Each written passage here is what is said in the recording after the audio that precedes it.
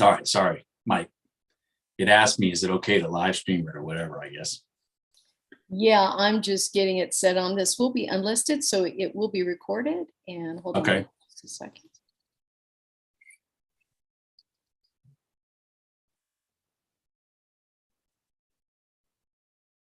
Perfect. Welcome, Bob Anderson and Nathan Meyer. These are futures traders. I am not a futures trader, but I want to learn how to. And so Nate, who's in our group, turned me on to Bob. I got to watch a couple of your video, Bobs, and I just love how simple you make basically your strategy seem.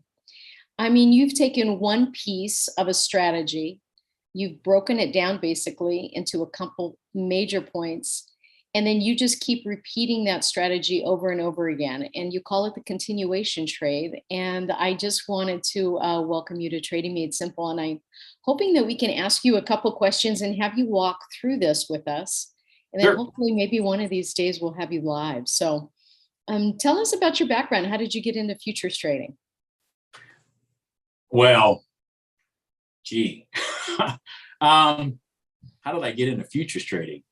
I'm a entrepreneur by heart, so I've owned several businesses in my life. And one of the businesses I used to own in the past was a mortgage company, and then of course we had the housing crisis. Right.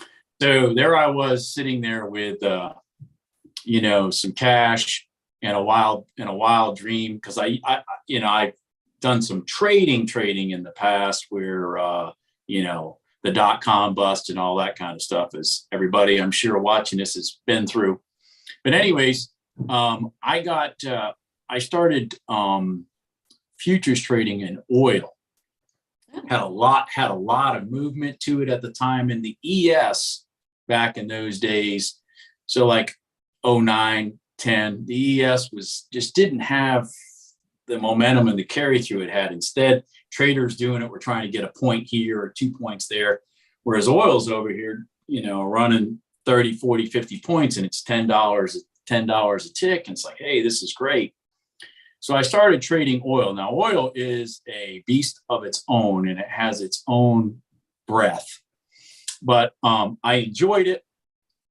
But the problem with Bob Anderson at the time was Bob Anderson still had kids going to college, kids in high school, all that stuff. And oil was just I wasn't good enough at it to make it my career. Does that make sense? It does. So I got back out of it back in like 2012 or so. And I got back into the housing industry. and I own a house building business now. And so let's fast forward to say winter time or so in 2022. So this is like COVID. Is this the COVID? As COVID was ending and stuff, but we couldn't get contractors and stuff. I had outsold my business model. So I had too many customers, and I'm a workaholic. So I was like, man, I got to find something else to do with my time because my employees can't keep up with me. So I started, I love YouTube. I started, one day this gentleman from Vermont, which I'm from Vermont, named Ross Cameron from Warrior Traders. His YouTube channel popped up, and I'm sitting there watching Ross. And now again, Ross trades stocks. Yes. Trades them in the long version, which even when I traded oil, I really traded in the long version. It was easier for me to see the charts. And it was just something about his strategy and the way he was working it that I thought to myself, man, and he's very successful at what he does, and he's not BSing, and it's real. And I started watching, I'm thinking, man, this is pretty cool. I think I can do that in oil or the ES, but I don't know if I want to do that. Well, fast forward again, whenever you're starting to watch YouTube channels and things like that, other things pop up. Yeah. And a prop firm, videos started popping up with Top Step Trader, Lilu, Apex, blah, blah, blah, blah, blah. And I've known a long-time trader in oil that's been using Top Step Trader for years, never successfully. So anyways, but I thought to myself, well, heck, I think I can go. This Apex had like an 80% off. I'm thinking to myself, well, man, all I got to do is give these guys like $40. Yeah, let me interrupt you right there, because I know, because I'm not experienced in futures, when Absolutely. you see a prop firm, pop up with these specials, and, you're kind of thinking to yourself, why would I get involved with one of these firms? So tell us, like, Okay. give us brass tacks on that. I spend $40 a day just putting gas in my car. So, so I thought to myself, wait a second. I did a little research, and I'm like, oh, they're going to give me a license key for Ninja, because I didn't have my Ninja account anymore. They're going to give me the data, and they're going to let me do this for a month. Now, keep in mind my motivation at the time. I'm sitting there thinking, well, I really don't care if they pay me. Let me just do this for $40 and see if it works. Does that make sense? Yes, absolutely. So I'm not like canceling my career or anything like that. I'm just going to spend $40. I already have a four screen system that I've had for years. I already have all the hardware to do this. So I send these guys $40. They set up my account, and I get in there and I kind of redo my charts from the way they used to be years ago. And I kind of use the Ross Cameron approach of price action. And all of a sudden I'm going bing, bing, bing, bing, bing, and I'm making money. And I'm like, well, holy cow, this works. And it works better on the ES than it does on oil. Again, the ES is a lot more liquid, which I never would have thought 10 years ago. Right. But it's migrated to the point now where the point levels are so high. We're up in 31,000 area versus, you know what I'm saying, versus down here at 18,000. Yes. So the percentages, you know what I'm saying? So there's a lot more points moving. And I started. So that's where I started, and I'm passing these evaluations, and then I get my evaluation account, and I go again, I'm accountable to myself. Right. I have a successful business. I don't really think about the money side of it, because I didn't even think about the money side of it when I bought the account in the first place. So I just blow up my account. Okay. So I do this about 3 times. I go through this, March, April, May, and when you're blowing up your account, these are simulated accounts. These are simulated accounts that if I happen to, now this is post-evaluation, so I pass the evaluations, because I would take this evaluation like a test, like I was back in college, Sure. And so I would take it a lot more seriously than when I had the actual account. Got it. Because now the account is just mine. It's my money, whatever. You get where I'm going. I got it.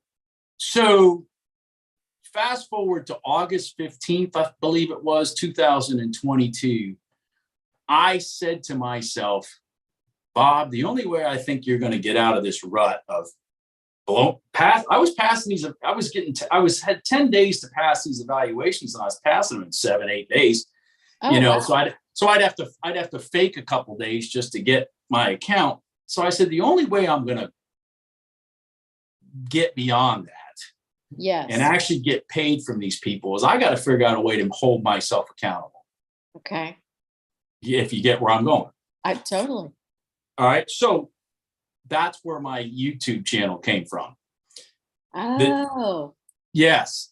So okay. I thought if I went public in front of the world, I would hold myself accountable. And here is the funny part about that. And so it worked. Oh yeah, because from the moment I did that all the way through August and all the way through September, I never had a day that I lost money. Wow. Because I took the strategy and I stayed on it. Right. Instead of, let's see if this works. Yeah. Well, I and it made worked. some money yesterday. Let me, I can go ahead and get a little laissez-faire and flexible with my rules and Yes, play yes, around. exactly. Things like that. Exactly. Or the worst part is the worst thing that a futures trader does. I don't know about your options trading, but I know in futures trading, the worst thing and what most traders do, they get into a trade and it starts rolling against them a little, so they buy more. So Yeah. it's called Yes. averaging in. And the problem is when that trade's rotating against you and you're averaging in, what you're doing is you're buying into the people rolling out Mm-hmm. because they see that it's turned the other. You understand what I'm saying? Yeah, I do. And so that's what most newbie traders, and that's even what Bob Anderson was doing to blow up his accounts. Because the rules aren't that difficult at Apex, for example, for you to, I mean, it's kind of hard to blow up your account, really. Really? But if you do averaging in on a losing trade, you'll blow up your account. Okay. And so you got to fight that. So that's rule number one. Okay. That's rule number one. If the trade's going against you, just let it go. Yeah. Take your $100, $200, $300 loss and go find the next trade to get that money back. Because $200 is a lot less than averaging in, and now you're at 4 contracts or you're at 8 contracts. And as it keeps going down, Yep. I mean, this is not just singular focused or, just on futures. I mean, this happens to everybody in options trading as well. As, you're just hoping that a bad trade, you're hoping, right? This is the hopium theory. Yes, here. hopium. Yes. Yeah, is that, this is going to turn around, and it's so much cleaner if you just cut it off and wait for the next setup. It's just a simpler way of handling your risk. There's FOMA that will turn you into hopium. Yeah, exactly. Yeah, and then the next thing you know, you're dead. Yeah. Well, Nate, because Nate's got some experience on this. I mean, we've talked about like these rules that the prop firms have, and I'm just so out of that I guess psychology of what is a prop firm, what they do and stuff. Yeah. But it sounds like they have established rules that really kind of help you get a funded account. And why wouldn't you keep those rules in place after you get funded, or after you pass and get through it? Here's the thing about prop firms, at least like the few that I've investigated, like, and Apex is the main one that's because that's the one I use. And the main reason I picked them to use, just so you know, is because it's run by a guy who is a trader. Okay. So, those, I gravitate towards the one who's actually doing what he's asking you to do. Yeah, exactly. You have some respect. Because they know what you're going through. So he's a trader, and he has one rule, one main rule. And when I started trading it, I didn't understand it and whatnot. And now that I've been through the evaluation a few times, I understand the rule. But basically, it's he has a trailing stop, and it's called a high water mark. So if the trade goes up and then rotates back against you, here's your new high water, and that's what your trailing stop is off of, before to blow up your account. And what he's trying to teach you how to do is how to manage your trade and take your profits. And I mean, I get that. Yeah. So you make it a profitable day. Don't try to hit home runs on every trade. And so, and he sets it up really simple. I'll give you a perfect example. You can do 10 accounts, for example, on a $50,000. They call it a $50,000 account. It's not $50,000, but anyways, they call 10 contracts. You have 10 days on or more, because it can take you 30, whatever, but 10 days to get $3,000 of profit. Well, just 2 of those contracts, 3 points, and you got $300 and you're done. My trades are all 5-point trades. So see, you only have to net one profitable one a day, right, with one loss, and you're still gonna pass your evaluation in just 10 days. And all of a sudden now you have an account that you're trading, that when it makes profit down the road, they're going to send you the money. Right. Now, did you come up with the the risk versus the reward strategy just solely based on getting through the prop firms? No, I had my own inkling on that, just because I had I know, like, each one of my trades. Like, for example, when I went through this in August, to give you a perfect example, again, it's about the rhythm of the market. August is a bad month to be trading, right? Yes. All the big dogs are out on the beach, Yeah, so no volume in the market. Yeah. So I had to scale back my 5-point trades to 3 points. Okay. But I still was using like my 1-point stop. So 3-to-1 is a great ratio. Yes. 5-to-1 is beautiful, but 3-to-1 is still a great ratio. And even with me having to scale that back, because the push through was really not there for 5 points. Right. Then when we got into September and the traders started coming back, the 5 points started happening, and I scaled everything back to 5 points. Good. So it's my own. It has nothing to do with Apex. Right.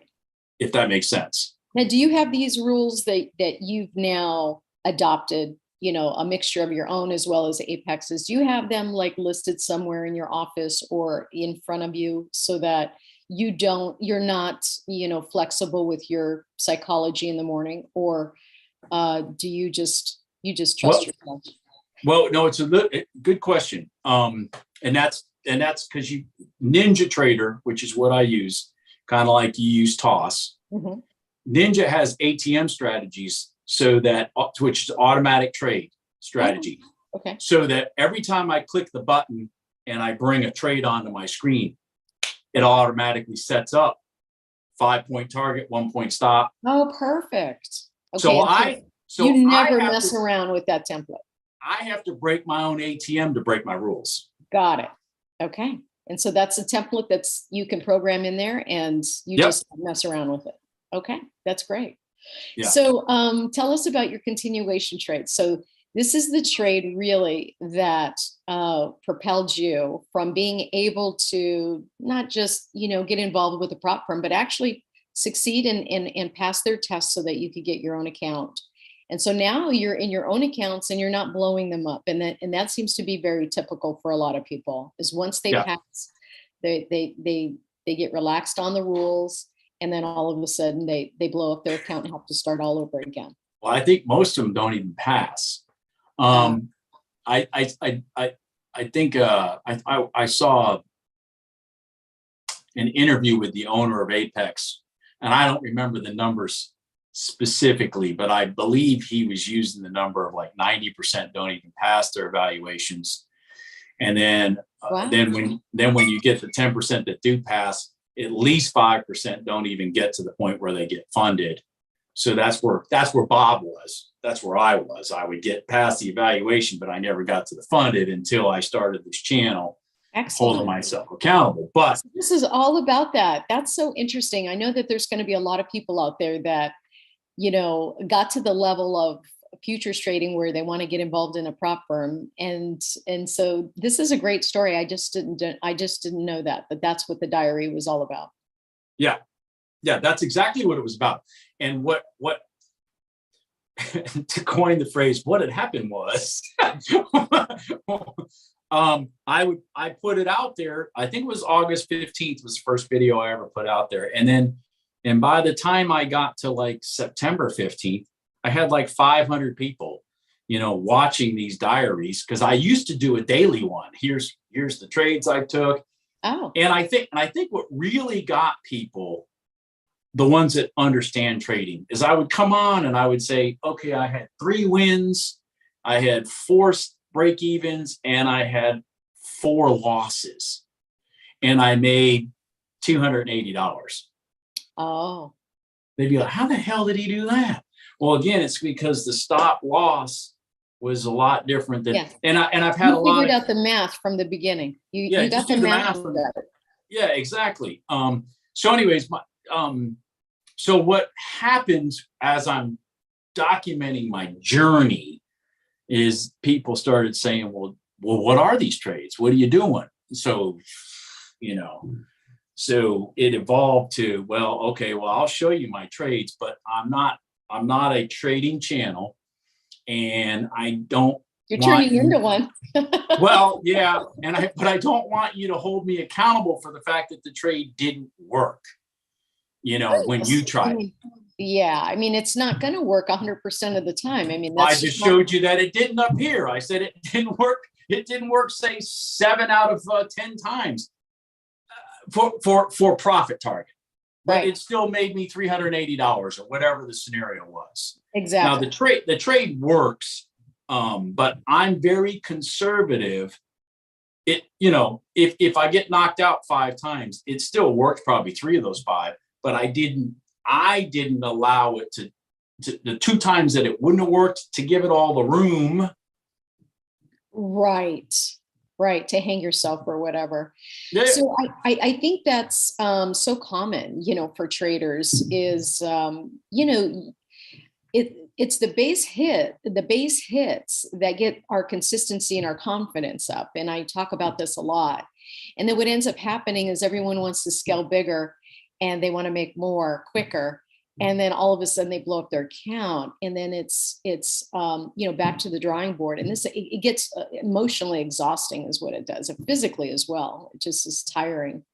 The other thing that I find, especially so back up, move forward. When I was going through my periods of like 2008 to 2012 or whatever, I'm looking for the magic pill, just like 90% of the 90+% of the people that watch my videos.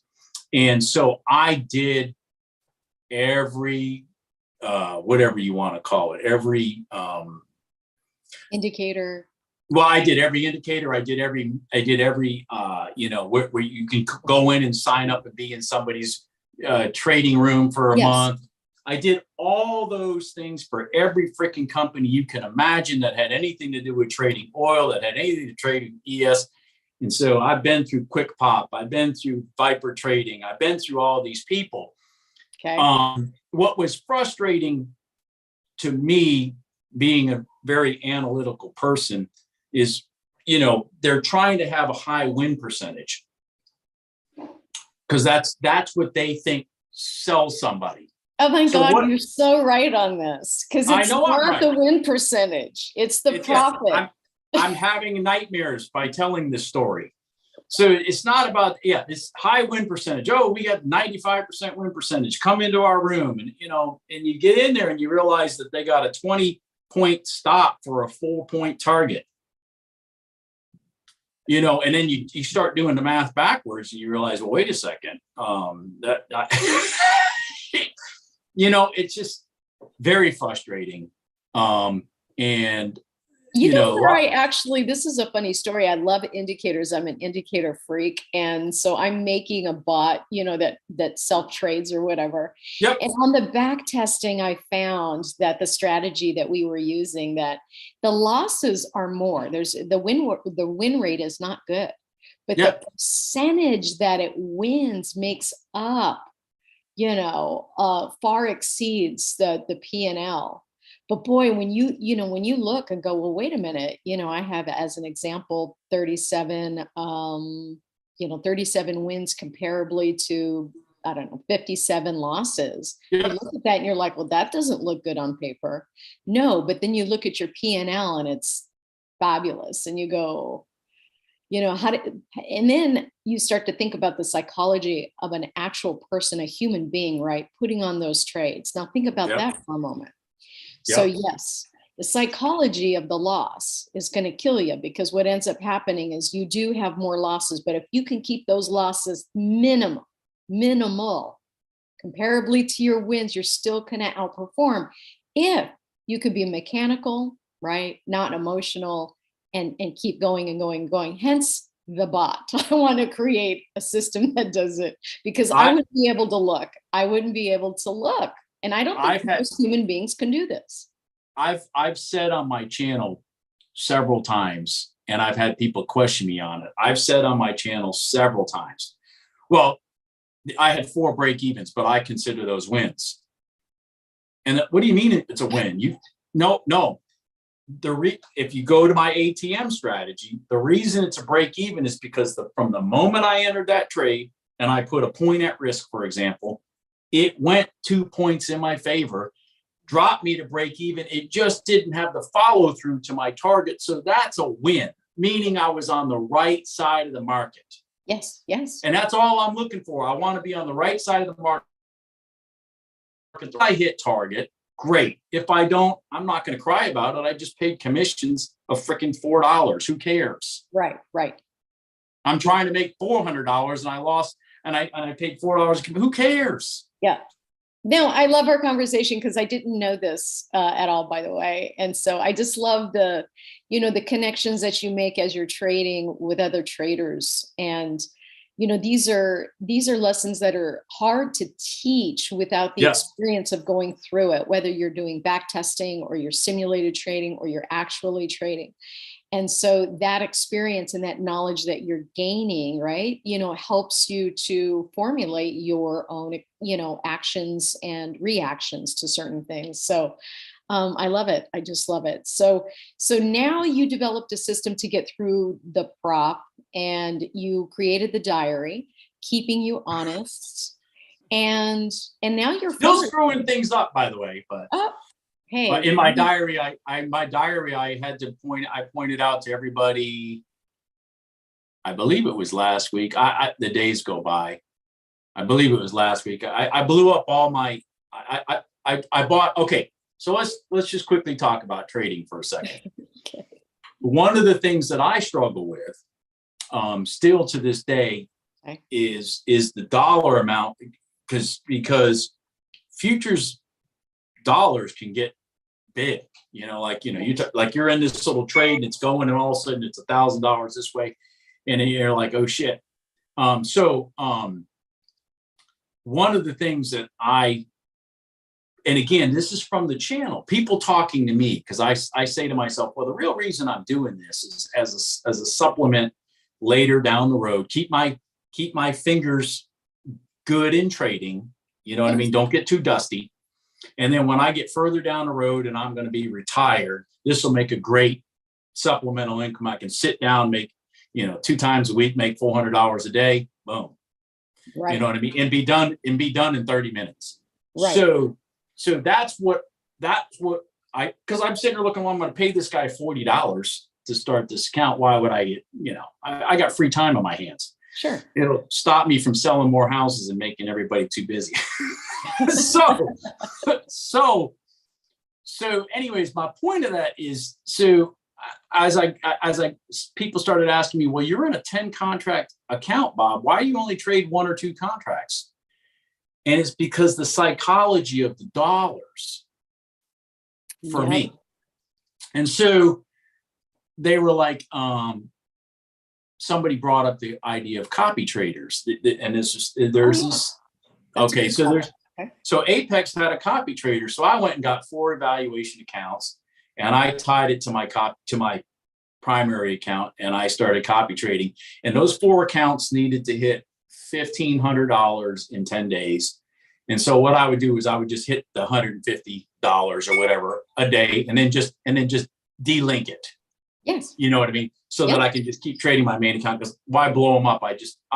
If I go way over $1,500, it doesn't really matter. Not doing me any good. And then I was going to be able to tie 5 accounts together. So if my one account is making $1,500 a week, what is 5 of them doing? Exactly. So without 5 times the work, right? I mean, without 5 times the work, and without having to ramp up my contracts and me freaking out. Yeah. So anyways, you get where I'm going, because I have my own mental challenges. Oh, we all do. Oh, for God's sake. We all do. Yes. And I tell people that on my channel, you got to figure out what your mental challenges are. That's right. So anyways, so I did that. I got 8 days through it and I was at $1,350. So I only needed 150 more dollars. And I had put a trade on my screen and I went, oh crap, I'm sorry, I'm at $1,350. So I went over to my trade copier and I delinked it. Okay. And then I went down to make the trade. Well, this was on a Friday. Okay. What I didn't realize, because you can't see it, you're only seeing your primary account on your screens. Okay. I entered that trade. They weren't linked anymore after I had already put the trade on the screen. So price went up after I left because it was 10:30. I said, I'm done. Right. Price went up, hit all 4 of my accounts, my eval accounts. Oh my God. Without me knowing. Oh, geez. Rolled back over and knocked me out. So I lost all my eval accounts. Oh my gosh. So, I mean, there's still lessons being learned every day. Every day. Now it's no big deal. I mean, it is a big deal. It's no big deal, but it's the next evolution, I believe, in my trading journey, because I want to tie these accounts together, because I don't want anybody to take what I say the wrong way, but it doesn't really behoove me to sit here and trade and make $1,200 in a week when I've got hundreds of thousands of dollars in houses going on all over, North Carolina. So, but it might behoove me if I turn it into $6,000 or $7,000 a week. But mentally, I can't do that unless I'm doing trade copiers, because I can't sit here and enter a trade on my screen with one account and see the dollars. I mentally. Oh, yeah. So you can't, so this is a mental thing, usually on the opposite end for when people lose, but because you have your risk so tight and in place, Yep. It really is the growth of the dollars that gets you freaked out. Where for a lot of traders, they're watching their P&L and they trade their P&L as it's occurring because they don't have any other stops. They think their finger and their emotional intelligence at the time of the trade is going to get them, in or out, so to speak. Yeah. And so this is this is backwards. So for you, it's like, no. I've never been told I was normal. By the way, me neither. So the other flip side of this whole thing is that I was going to just make mention is the intelligence of our platform, right? So, your platform can make you money or it can suck money right out of you. And that was a great example of that. And I can remember early on learning ThinkorSwim automation. And I remember every single day, just about, I'd come downstairs, after learning something and just go, really? So if I, knew how to put this conditional order on, like I wouldn't have lost this money and I wouldn't have lost that money. And I think that was a huge connection with other traders, is that your platform can suck money right out of you, but with all these little mistakes. And so before you start going and really wanting to be an experienced trader where, your size is big, you're really wanting to expand that, you need to master your platform. Yeah. And its tools. So which is why I said and I had a lot of people message, because I did a video about it and I lost all these accounts, and I had a lot of people messaging me, oh, I'm sorry, and stuff like that. And I even in my video, I made a posit about it, because I was like, listen, I'd rather learn that now than when I got $30,000, $40,000 in each one of these accounts. That is correct. Yes. Yes. Yeah. Yeah. Nothing wrong with simulating your trading and getting better and learning your tools and, mastering this before you really take on, some real money. And I know, there's plenty of us out there that have some real money that we're playing with here. Yep. But man, just because you have it doesn't mean you have to give it away. That's right. Don't give it away. It took you a long time to make it. Give it to St. Jude's Children's Hospital. Don't give it to the market. Yeah, exactly. Not, so I think you're going about this the right way as far as, you're making money elsewhere. You're growing your passion and the tools of your trade and your experience, but it sounds like you're doing great. Well, show us your screen and show us how the continuation trade that is getting everybody into these prop firms. And you know what? I think, you have me so interested now that I want to sign up, and maybe we'll have a Trading Made Simple prop firm challenge. Nathan, are you ever going to jump in here and talk? I'm just sitting back listening. It's just, it's comical because it's, I understand where Bob's coming from. I think everybody who's done futures trading, they have a lot of the same experiences and stuff like that. So like him, he got me excited to get started with Apex, and I, signed up immediately, went through that, passed it with flying colors, no red days. I'm like, oh, this is great. This is easy. And then I signed up for 3 more. And I get to kind of like him, where I'm just a couple $100 off of getting, these other 3, accounts funded and stuff like that. And then I go and do exactly what he said, average in. That is obviously, that is the worst. Yeah. If a trade doesn't go your way immediately, something's not right. So that's how I blew up that stuff. So, but yeah. Well, and let me interject on that too, Nate. There's psychology to it too, in this respect. So you say you're at $1,350 and this evaluation is $1,500 and you're a day away. The trade starts going against you. Well, if I just average in, I'll get back out at even and go take another trade. I don't want to take another day doing this. Exactly. Being that close, I was just like, oh, I can get out of here. No problem. I'm that close. I just need to get a little bit. And yeah, it's amazing. It's amazing what can trip you up. Yeah. So anyways, yeah. So let me set something up just for a second here on my continuation trade. It's a pure price action trading approach. It has rules, so it's not as simple as somebody may say it is, but to see it, it's relatively simple. And I only trade it in reality. I start looking for it to be available at 8:30 Eastern Standard Time, pre-market. I don't really, in all of August, I don't think I took any of them pre-market because there just wasn't the movement, Yeah. Sometimes there is. A couple days ago, there was. Boy, I took a few of them a couple days ago. But when I really hone in on trying to make this trade work is from about 9:45 Eastern Standard Time to 10:30. Okay. Once 10:30 is over, unless the market's got a lot of hyperactivity, and for experienced traders, they know what I mean, I'll carry that till 11. But I normally just cut it off at 10:30, and it is what it is. Okay. Let the damage be done. So, and the concept of the trading is to be, I have an overall scheme of, are we on a long side or are we on a short side? Right. So the trade patterns, if I'm on the long side, then I'm looking for only long trades. Even though some short ones may work for that trade, I don't care. I'm only looking because I want to trade with the big money. That's what I call it. Trading with the big money. The big money uses the bigger candle charts. They use 5-minute charts, 15-minute charts. Yeah. They don't use 1-minute charts. But I use the 1-minute chart to trade this because I'm not big money. Okay. So, and then and the same thing with the shorts. If we're on the short side of the market, then I'm looking for the trades only short. Which, by the way, when you get that concept in your head, it makes it real easy because I don't know that Nate might know what I'm talking about, but you may not.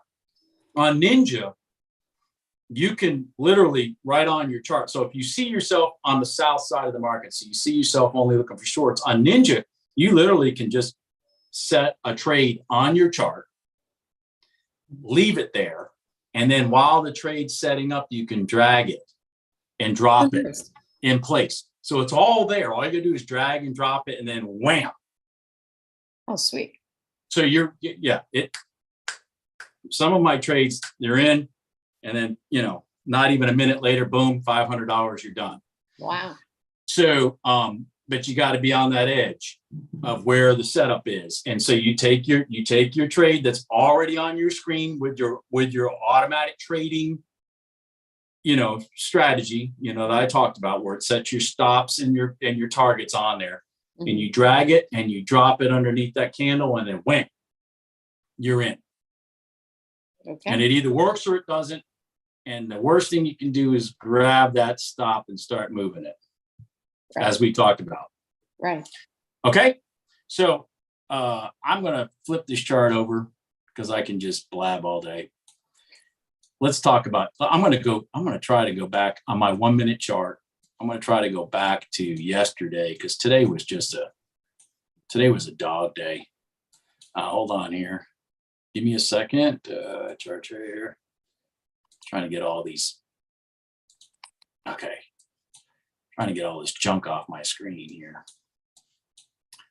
I even have some where I notated the trades. Oh, that's right. For my video yesterday. All right. So let me show you the charts. Okay. All right. So tell me, because I can't see, tell me if you're seeing the chart correctly. Yes. You are? Yes. Okay. So the concept, like this was news at 10 o'clock yesterday. So can you see all that, or am I? Yep. No, you right can? on. Mm-hmm. Perfect. Okay, good. All right. So the concept of the continuation trade is to look for pivots higher than previous pivots to your left. So like this rotated up and pivoted higher than this pivot to the left. Right. And then you pull back into your moving averages. This is a 9 EMA. This is a 14 SMA. But the most important one is this 9 EMA, which is this gold line. Okay. And you see this candle right here consolidating. The whole time you're doing that, let me put this in sim mode or something so I don't make a mistake. Oh, shoot. There I did again. Hold on here. Well, shoot. Where is price? Okay, price is a long way away. So what you would do is you would do like a buy stop because you're going to look to take a long. Okay. And it puts it on your chart. So here's your chart coming along, and you see that go above. Mm-hmm. You see that go above there, mm-hmm. and then pull back into your gold line. And then as it's doing that, and you got a timer down here. See this timer? Can you see that? Yes. It goes to 0. That means a new candle formed. Okay. So you're watching that. Yeah, I'm watching that. With this all the way down here, one tick over that. Okay. See that candle right there, that one that consolidated? I'm one tick over that. And when that timer goes to 0, click, there's my trade. Boom, 5 points. Cool. There's your money. And so you're watching the timer, and then you're placing the trade. I mean, literally right when the timer. Right when that timer goes to 0 and that candle's closing, which is my candle that rolled into my consolidation area. Yeah. I'm dropping that, and you can see the power of what I just showed you. Yeah. And that's $500 right there on those two contracts. Once that thing goes, it goes boom, boom. And that $500, literally, each one of these candles is 1 minute. Okay. That $500 is in a minute and a half. So that's the continuation trade, and that thing sets up over and over and over again. But it's got to be at the right time of day. It's got to be on the right side of the market. Right. And some people like to look for ones that aren't there. Well, you know what I mean? They like to look for trades they like to look for trades that aren't there. Yeah. If you know what I mean. That's what you got to fight, is trades that aren't there. But anyway, so that's your $500 right there. Gosh, Bob, it seems so simple. Well, I'm going to tell you this like I'm telling Noah about the flood, but the bottom line is it's screen time. I can show you that trade until I'm blue in the face, but until you spend the screen time of knowing the momentum of the market, and which ones are the right setups, what time, all that kind of stuff, until you actually, there's a reason, by the way, and I tell people this on my channel, there's a reason when that trade got entered that it shot up 6 points in 2 minutes. Mm-hmm. There's a reason. The reason is that's where all the automated systems were waiting for that. And I'm just the little guy trying to ride the wave with them. Yeah, but I like how you developed your system where, you are, I don't think I ever watched like in options. I'm not watching a clock, making sure that when the next candle comes that I'm in. Yep. This is precision,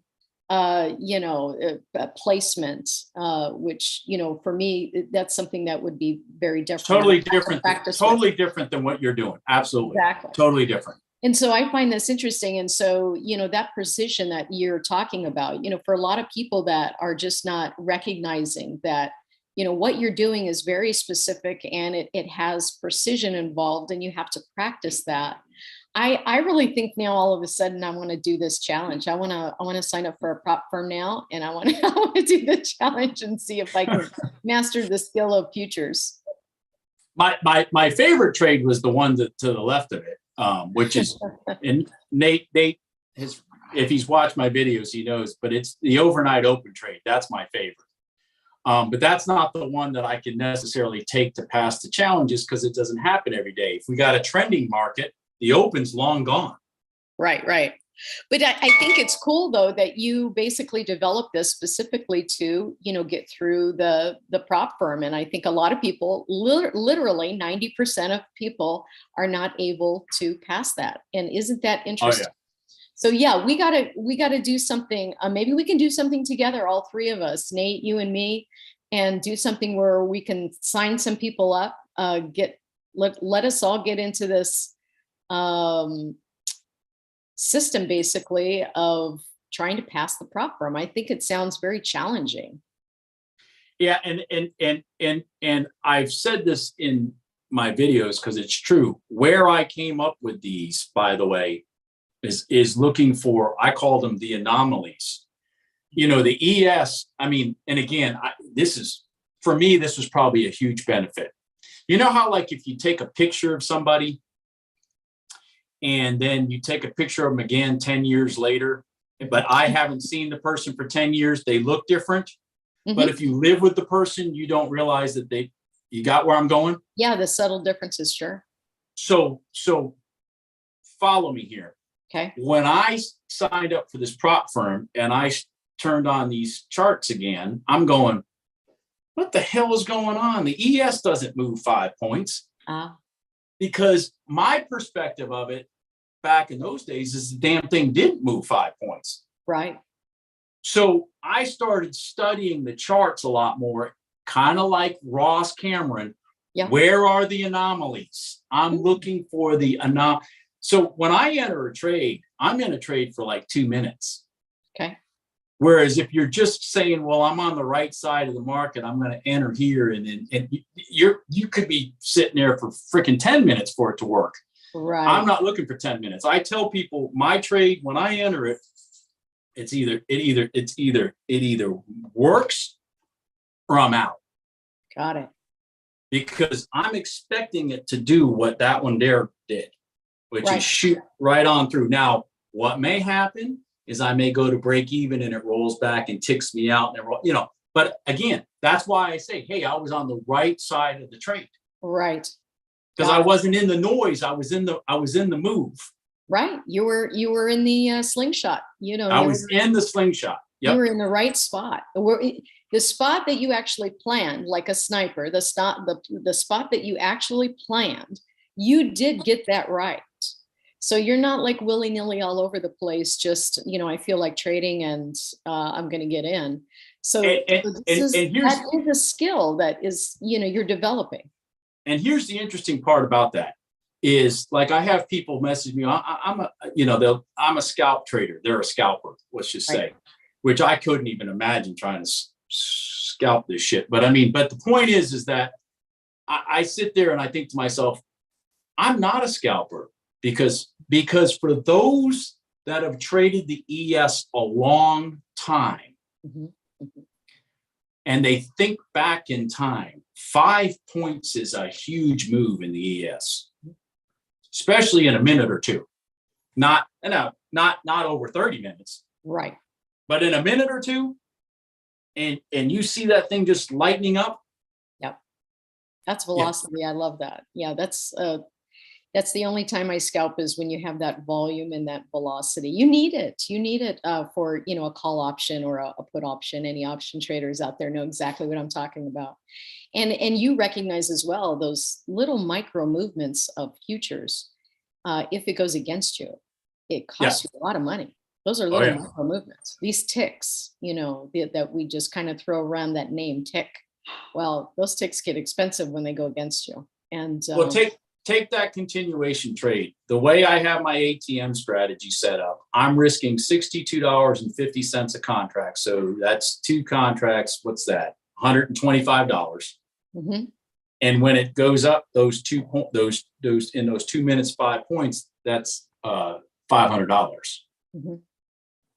So I'm risking $125 to make $500. You don't have to be right 50% of the time, even. Yeah. I mean, you got the math down right. It's really about the perfecting of identifying the trade and like your mechanics of you watching the time clock.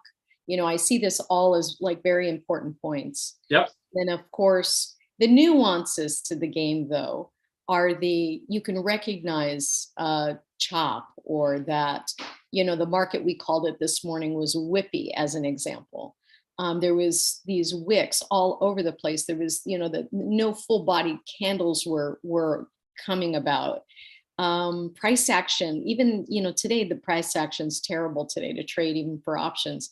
And so these are nuances that traders, once they, lose enough money, right, and become experienced, recognize, hey, just because the market's open every single day doesn't mean that we're going to be number one performing at our peak every single day, and that the market's condition is at its peak for us to find those trades that we need to do exactly what you're talking about. So, it's a lot of pieces to the puzzle, but we can get through them. It's been great talking with you today. Nate, do you have anything to add?